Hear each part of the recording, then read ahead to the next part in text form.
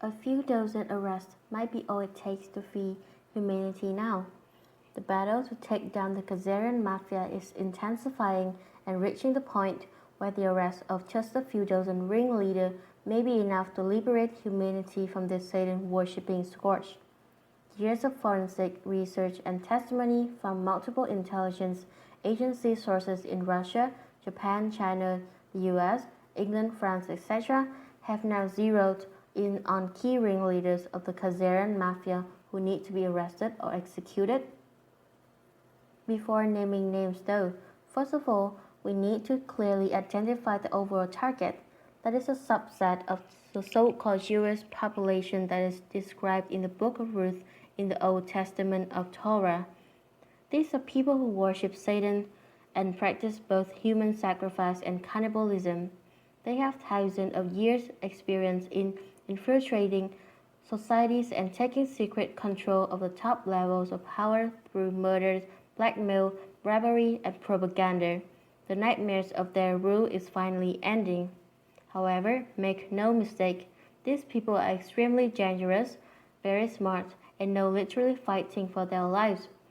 The reason is they know that when the American people find out these thugs have been torturing and killing their children on an industrial scale, the people will demand justice be served. That is why the battle taking place now inside the Washington, D.C. power structure is so vicious. This satanic faction created the ISIS in order to convince Westerners to hate Islam enough to support a military invasion of Iran. The plan was to steal that nation's oil, consolidate the control of the Middle East, and set up a world government of its headquarters in Jerusalem, the capital of their planned Greater Babylon. This faction includes both Satan-worshipping Jews and their brainwashed Christian Zionist servants. If this seems far-fetched, then ask yourself why 4,000 world leaders from 130 countries are gathering in front of an archbishop to discuss creating a world government. The group that is fighting against them wants world peace, democracy, meritocracy, respect for law and human rights and friendly relation between all nations. They also want to free the world from the murderous rule of the Satan-worshipping Khazarian mafias. The head of Satan-worshipping faction in the US is, according to certain royal family members, is Louis M. Eisenberg, Donald Trump's selection for US ambassador to Italy. No doubt while in Italy, Eisenberg was planning to conspire with other senior Satanists, according to CIA and NSA sources, such as Agnelli brothers, Victor Emmanuel, Leo Zagami, and others against Pope Francis. Leo Zagami, by the way, once told me he had eaten a human fetus. Eisenberg has also been traced forensically by Japanese military intelligence to Japanese Finance Minister Taro Aso through a cement conglomerate controlled by the French branch of the Rothschild family. Japanese underworld sources say Aso is about to be publicly executed because he has begun selling Japanese publicly owned water resources to Rothschild-controlled company. Water is essential to life, and stealing it from the Japanese people in exchange for bribes is not going to be forgiven, the underworld sources say. U.S. intelligence sources, for their part, say that Eisenberg is blackmailing Donald Trump with a video of him having sex with a 13-year-old girl. That is why Trump has U.S. Director of National Intelligence General Michael Flynn fired when Flynn was about to start arresting senior pedophiles in the U.S. power structure, these sources say. That is also why Trump is trying to place Steve Feinberg, head of the mercenary company SpinCorp, in charge of the U.S. military and intelligence apparatus.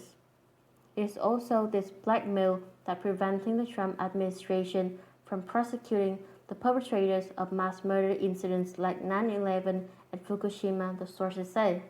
At the time of this writing, we were unable to contact Mr. Eisenberg for comment about this allegation, but we will continue to make efforts to do so. In any case, the arrest of over 1,000 low-ranking members of pedophile networks in the US, Canada, Norway, Ghana, etc., many of them connected to the Clinton Foundation, is being used to gather evidence against higher-level pedophiles, FBI and CIA sources say. My advice to U.S. mid to low-ranking law enforcement authorities on how to go after the big fish needs to start with a look at pedophilia. Pedophilia in legal terms can refer to anything from a 16-year-old boy having sex with his 15-year-old girlfriend to a middle-aged man raping and strangling a 2-year-old boy, a case my mother, who is a child psychologist, actually dealt with. Also bear in mind that traditional societies around the world and historically often use the puberty, especially menstruation of girls, as the sign people of marriageable age. With this in mind, and in order to get evidence against the hardcore child rapists and killers, authorities may have to consider offering immunity in exchange for testimony of billionaires who are being blackmailed with evidence of them having sex with post-pubescent boys or girls. The anti-pedophile campaign is being led by true Christians such as Pope Francis, Queen Elizabeth, and Patriarch Kirill, along with white knights inside the military and the agencies. It is the Christian alliance that is behind moves to coordinate Russian, American, and European white hats to remove Satanists. That is why U.S. Secretary of State Rex Tillerson met with Russian Foreign Minister Sergei Lavrov at the G20 in Germany last week, Pentagon sources say. Also, the U.S. top general Joseph Dunford met Russian military chef Valery Gerasimov in Baku on February 16 to discuss the final takedown of ISIS, drug cartels, and the cabal, the Pentagon sources say.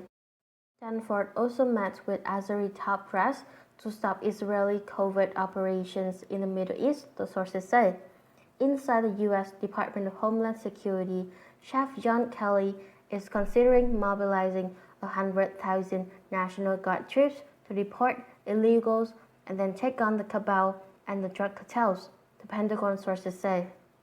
This impending efforts against the cabal and the drug cartels is probably why Bill Gates made veiled threats to kill millions of people with bioweapons last week. The fact is, the cabal has been trying and failing to create a pandemic for years and will continue to fail.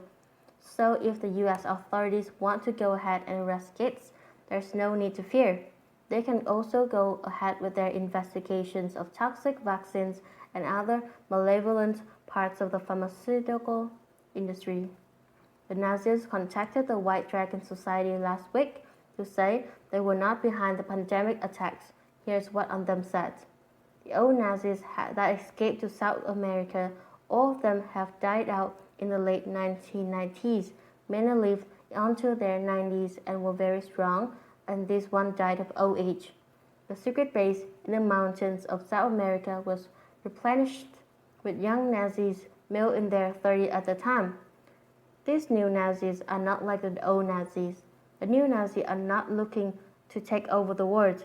They're reclusive and solely stay to themselves and continue to work on and fly around the earth in their fastest ships, etc.